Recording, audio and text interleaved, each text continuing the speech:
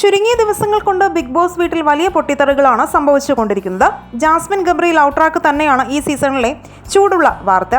തങ്ങളുടേത് സൗഹൃദം മാത്രമാണെന്ന് ജാസ്മിനും ഗബ്രിയും ആവർത്തിച്ച് പറയുന്നുണ്ടെങ്കിലും അതല്ല അവിടെ നടക്കുന്നതെന്ന് മത്സരാർത്ഥികൾ ഒന്നടങ്കം പറയുന്നുണ്ട്. മത്സരാർത്ഥികൾ മാത്രമല്ല, ഒരു പ്രേക്ഷക എന്ന നിലയിൽ ഈ വിഷയത്തിൽ എൻ്റെ വ്യക്തിപരമായ അഭിപ്രായങ്ങളാണ് ഞാൻ പറയുന്നത്.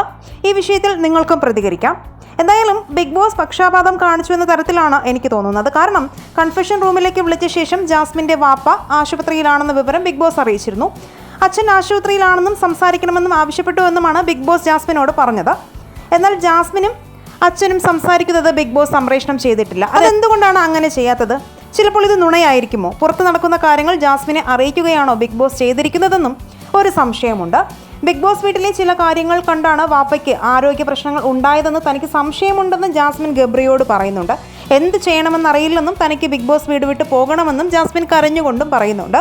ഗബ്രിയുമായി ഒരു അകലം വേണമെന്നാണ് പിന്നീട് ജാസ്മിൻ പറയുന്നത്. അതായത് ഗബ്രിയുമായുള്ള ജാസ്മിൻ്റെ ഗെയിം പുറത്ത് വലിയ രീതിയിൽ നെഗറ്റീവായി ചർച്ച ചെയ്യപ്പെടുന്നുണ്ടെന്നും ഇപ്പോഴത്തെ ട്രാക്ക് മാറ്റണമെന്നും അച്ഛൻ ജാസ്മിന് നിർദ്ദേശം നൽകിയിരിക്കും. ഇതൊക്കെ സംശയമാണ്. ഈ വിഷയത്തിൽ നിങ്ങൾക്ക് എന്താണ് പറയാനുള്ളത്?